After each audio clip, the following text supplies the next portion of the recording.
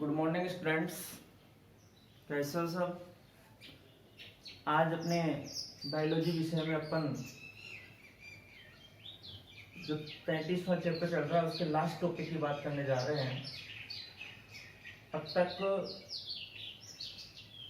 13 video अपन इस chapter के बना चुके हैं और मतलब कहने का मतलब ये है कि 13-14 टॉपिक जो इस चैप्टर के अंतर्गत थे वो कंप्लीट हो चुके हैं।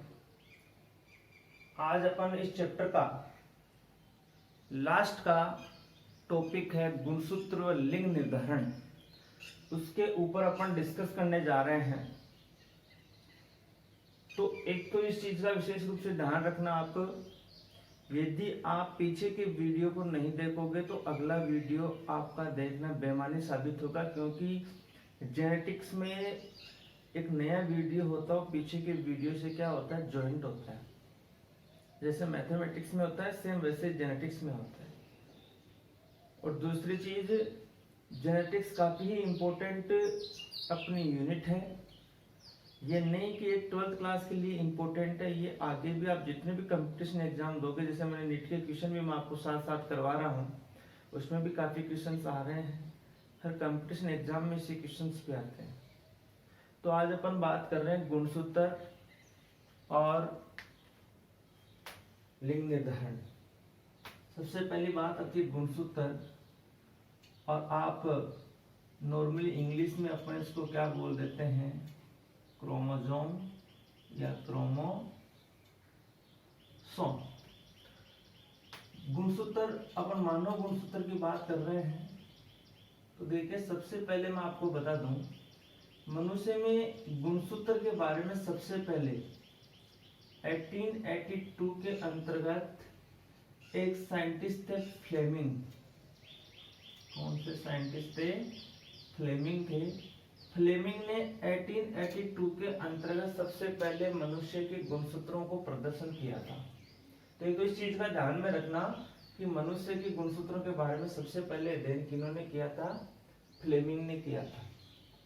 दूसरी चीज, मनुष्य में अपन देखते हैं कि टोटल गुणसूत्र होते हैं वो कितने होते हैं? 46 होते हैं। यानी अपन पेयर के रूप में बात करें तो वो कितने जोड़ी होते हैं गुणसूत्र?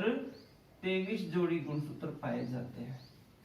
ये गुणसूत्र 46 हैं या 23 जोड़ी हैं? यानी अपन कौन सी कंडीशन में बात कर रहे हैं?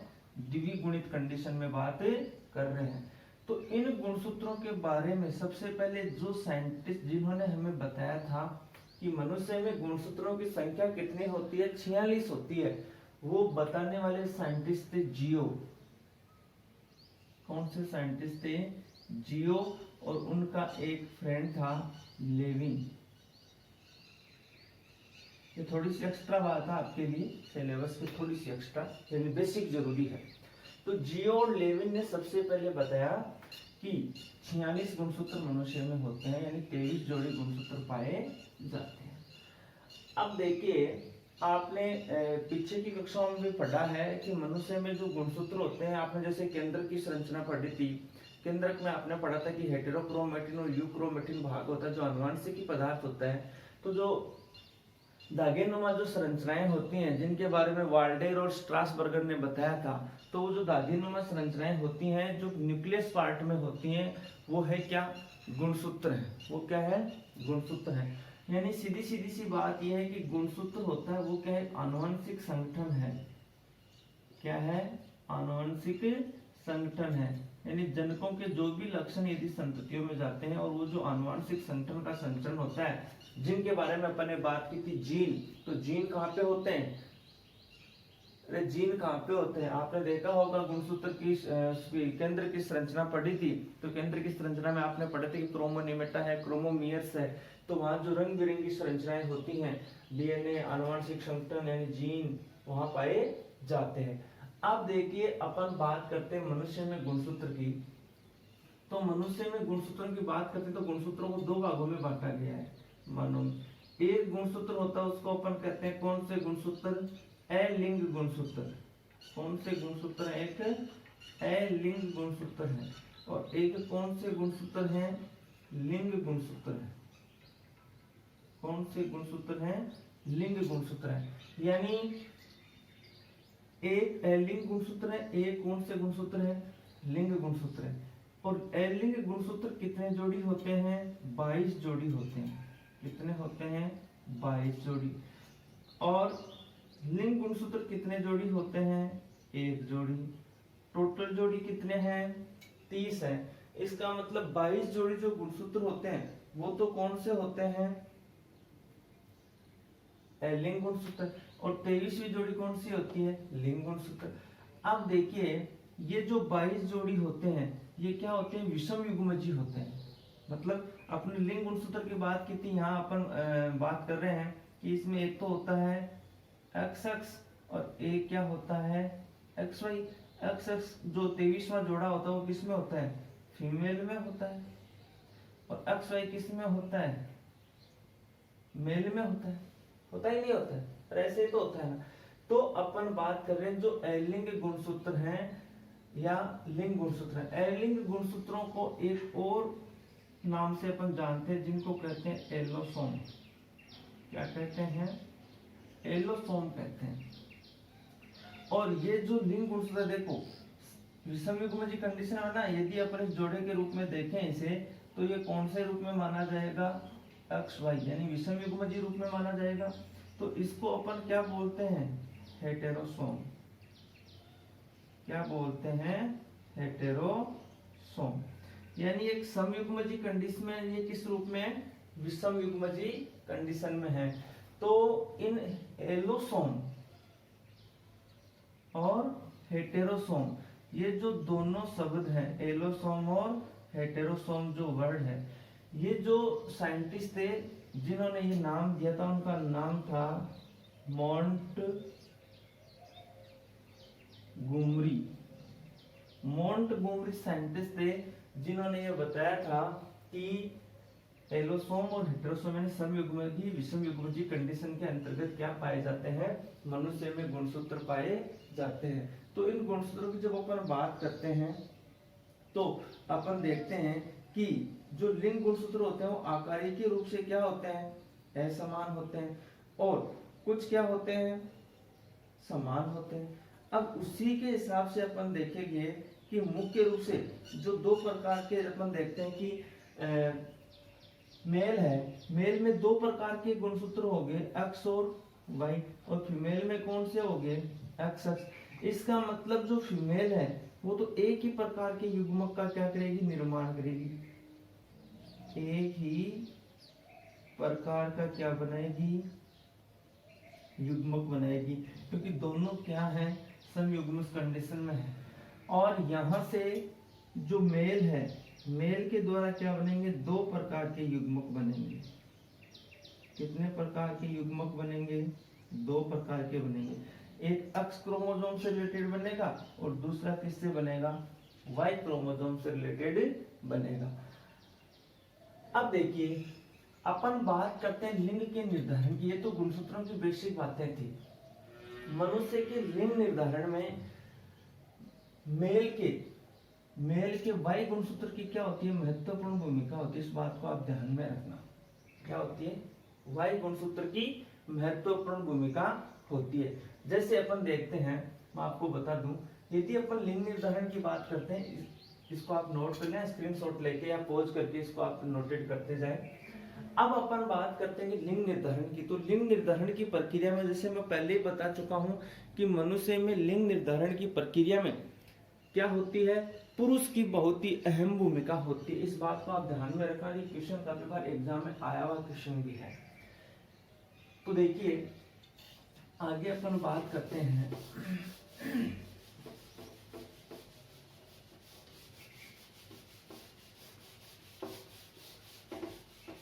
लिंग निर्धारण की। जब अपन बात करते हैं तो देखिए लिंग निर्धारण में गुणसूत्र की अहम भूमिका होती है।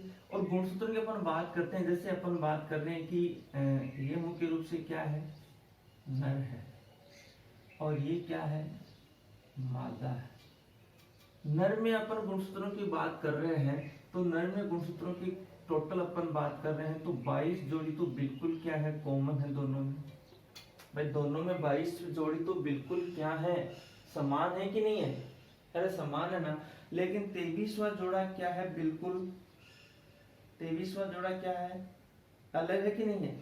इसका मतलब ये 22 जोड़ी क्या है, एलिंग गुणसूत्र है। इसमें भी 22 कॉमन है, इसमें भी 22 कॉमन है। कॉमन है कि नहीं है, अरे है ना। और यहाँ ये क्या है, नर में 23वां जोड़ा होगा वो अक्स वाई होगा, विषम युग्मज कंडीशन में होगा। और यहाँ जो 23वां जोड़ा होगा वो सम युग्मज कंडीशन में होगा। मतलब क्या होगा भाई, अक्स अक्स होगा। आप इस रूप में इसको नोटेट कर सकते हैं, कोई दिक्कत नहीं है। या अपन इसको ऐसे भी तो नोट कर सकते हैं कि 22 जोड़ी जो गुणसूत्र हैं इनको अपन टोटल कितने क्रोमोसोम्स मान लें, 44। 44 कौन से हैं, एलिंग गुणसूत्र है। और ये कौन सा हो गया, 45वां। और ये कौन सा गुणसूत्र हो गया, 46वां हो गया। इसी प्रकार से इधर भी देखिए, ये 44 बिल्कुल क्या है, एलिंग गुणसूत्र है, समान रूप से प्रेजेंट है। और ये क्या हो गया, 45वां। और ये क्या हो गया, 46वां। हो गया कि नहीं हो गया।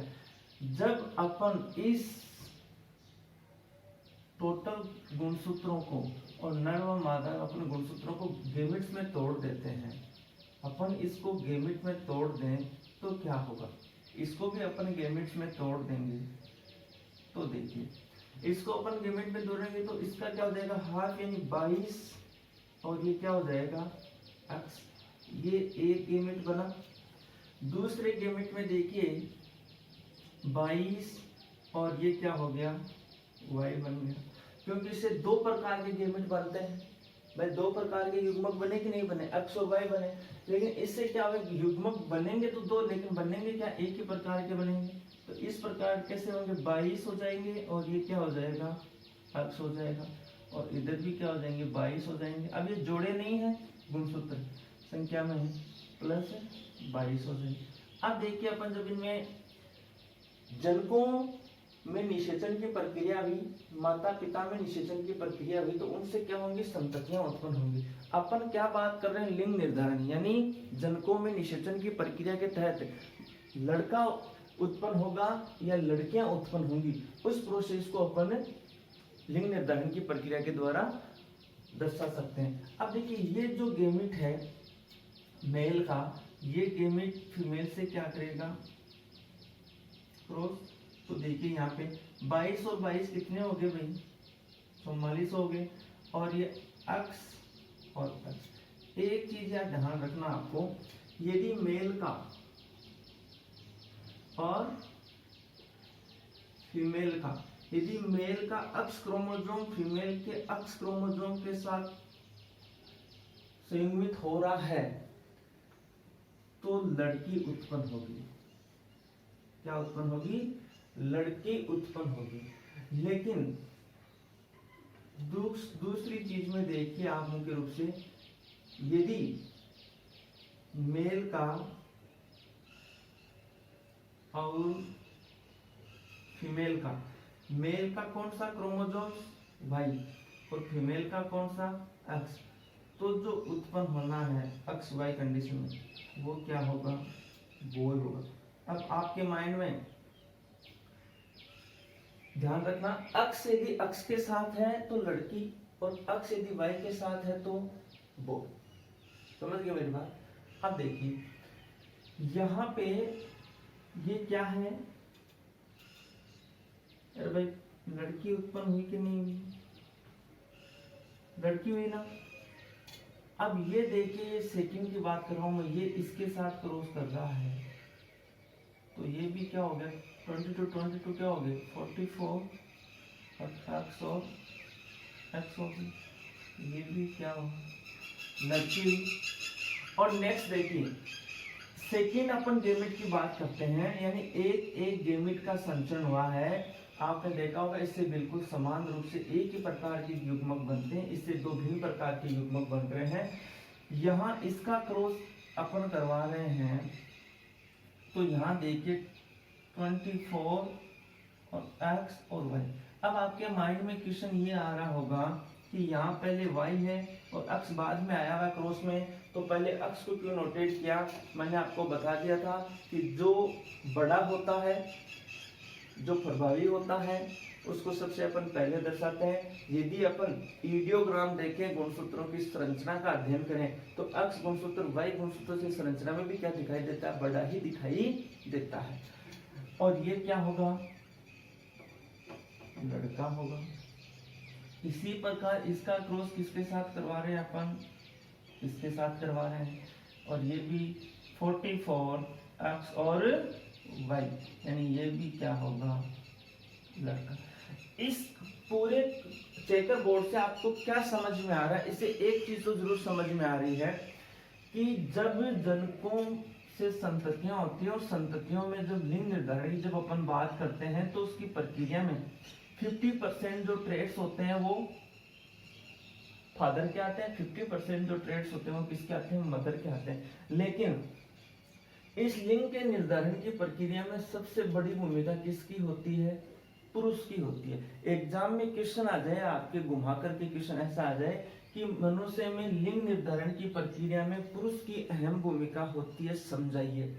तो आपको इसको ऐसे समझाना है, मनुष्य में लिंग निर्धारण की प्रक्रिया में पुरुष की अहम भूमिका होती है, क्योंकि पुरुष में जो 23वां जोड़ा होता है लिंग गुणसूत्र, उससे दो प्रकार के युग्मक बनते हैं, एक अक्ष बनता है और एक वाई बनता है। जबकि मादा में 23वें जोड़े से जो अक्ष होते हैं उसमें एक ही प्रकार का युग्मक बनता है।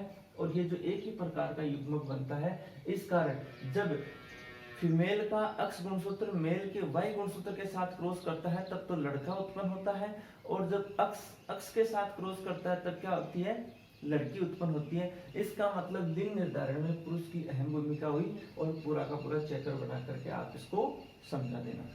दूसरा क्वेश्चन मैं ऐसे भी बना सकता हूँ कि मनुष्य में के लिंग निर्धारण की प्रक्रिया में वाई गुणसूत्र की अहम भूमिका होती है, समझाइए। बिल्कुल सही बात है, सेम वैसा का वैसा ही क्वेश्चन है। देखिए अक्ष, ये यहाँ अक्ष ही होता तो जितनी संततियां उत्पन्न होंगी वो सबकी सब क्या होती, लड़कियां ही उत्पन्न होती।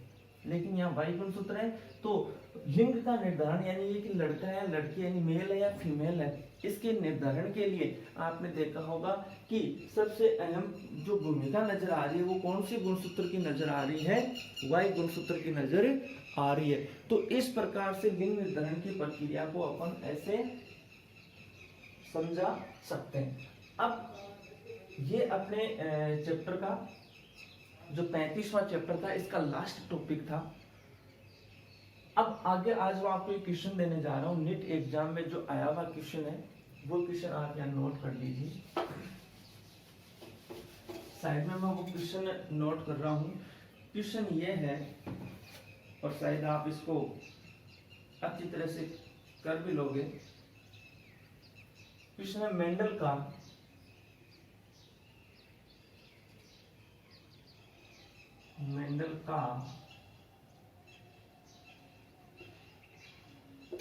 मेंडल का कौन सा विचार, मेंडल का कौन सा विचार ऐसे, मेंडल का कौन सा विचार ऐसे प्रसंस्करण द्वारा प्रदर्शित होता है, ऐसे प्रसंस्करण द्वारा प्रदर्शित होता है, जिसमें मतलब मेंडल का कौन सा विचार ऐसे प्रसंस्करण के द्वारा प्रदर्शित होता है जिसमें F1 पीढ़ी में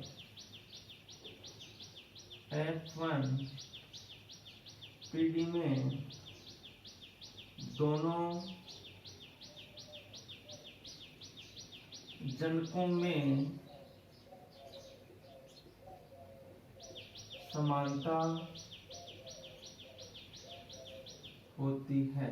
क्वेश्चन को पढ़ना, मेंडल का कौन सा विचार ऐसे प्रसंस्करण के द्वारा प्रदर्शित होता है जिसमें F1 पीढ़ी में दोनों जनकों से समानता मिलती है, दोनों जनकों से समानता होती है। दोनों जनकों से F1 पीढ़ी में जो समानता होती है वो किससे प्राप्त होता है। अब आप इसमें देखिए ऑप्शन दिए हैं, ए ऑप्शन है पूर्ण प्रभावी था, ऑप्शन बी है सह प्रभाविता, ऑप्शन सी है बहुयुग्म विकल्पी, और ऑप्शन डी है यहाँ पे प्रभाविता। यानी क्वेश्चन ये है, ध्यान से सुनना, कि मेंडल का ऐसा कौन सा विचार है, जो यहाँ आपको ऑप्शन दिए हुए हैं, मेंडल का ऐसा कौन सा विचार है जिसमें ऐसे प्रसंस्करण के द्वारा अपन प्रदर्शित करते हैं जिससे F1PD में दोनों जनकों में क्या होती है, समानता होती है। तो F1PD में जो जनकों के जो ट्रेड्स आते हैं वो बिल्कुल समान अपन को प्राप्त होते हैं। वो कौन से विचार के द्वारा प्रकट होता है? F1 प्रभाविता से होता है, सह प्रभाविता से होता है, बहुयुग्म विकल्पी से होता है, या प्रभाविता से होता है। ठीक है, तो ये अपना क्वेश्चन था। तो आज के लिए इतना ही, कंटिन्यू अपने टॉपिक